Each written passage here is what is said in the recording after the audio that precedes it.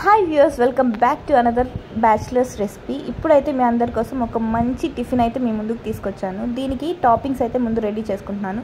ప్రతి ఒక్క బ్యాచిలర్ దగ్గర ఇదైతే మస్ట్ అండ్ షుడ్గా ఉండాలి, ఎందుకంటే నీట్గా సన్న ముక్కలు అవుతుంది. మన దగ్గర మిక్సీ లేకపోయినా ఈ చాపర్ ఉంటే చాలా బాగా పనిచేస్తుంది. సో నేను ఆనియన్స్, మిర్చి, కొత్తిమీర అండ్ క్యారెట్ కూడా ఇలా సన్నగా ముక్కలుగా తరిగి పక్కన పెట్టుకున్నాను.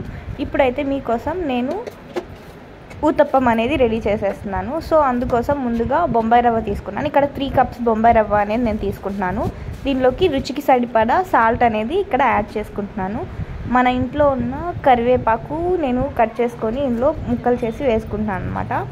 ఇందులోకి మనం బైండింగ్ కోసం పెరుగు అనేది వాడుతున్నాం అనమాట. పుల్ల పెరుగు అయితే ఇంకా బాగుంటుంది, నార్మల్ పెరుగు అయినా మనం యూస్ చేసుకోవచ్చు. నేను ఇందులోకి పెరుగు బాగా బీట్ చేసుకొని ఇది వేసుకొని బాగా మిక్స్ చేసుకుంటున్నాను. చేతితో బాగా ఉండలు లేకుండా కలుపుకోవాలి. ఇప్పుడు ఇందులోకి మజ్జిగ కూడా యాడ్ చేసి బాగా మిక్స్ చేసుకొని 10 మినిట్స్ రెస్ట్ ఇవ్వాలి.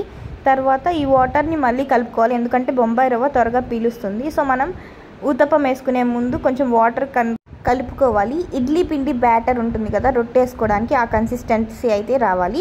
ఇప్పుడు పెనం పెట్టుకొని ఊతప్పం బ్యాటర్ అనేది వేసుకొని పైన టాపింగ్స్ అనేది యాడ్ చేసుకొని ఆయిల్ వేసి అటు ఇటు కాల్చుకుంటాం. అంతే, మనకి ఊతప్పం రెడీ. ఇంకో ప్రాసెస్ ఏంటంటే ఈ టాపింగ్స్ అన్నిటిని పిండిలో కలిపేసుకొని ఇలా ఊతప్పం లాగా వేసుకొని అటు ఇటు కాల్చుకుంటే మన ఊతప్పం రెడీ. ఎక్కువ వాటర్ అనేది పోసి మనం గనక ఊతప్పం చేసుకుంటే, రవ్వ దోశ ట్రై చేశాను చూడండి, ఇదైతే నాకు బిస్కెట్ అయింది, సరిగ్గా రాలేదు. సో కన్సిస్టెన్సీ అనేది మస్ట్. మనకి ఇడ్లీ పిండి బ్యాటర్ కంటే కొంచెం లూజ్గా, అంటే ఇడ్లీ పిండి రొట్టేసుకుంటాం కదా, అలా అయితే ఉండాలి. మరిన్ని వీడియోస్ కోసం ప్లీజ్ లైక్, షేర్, సబ్స్క్రైబ్.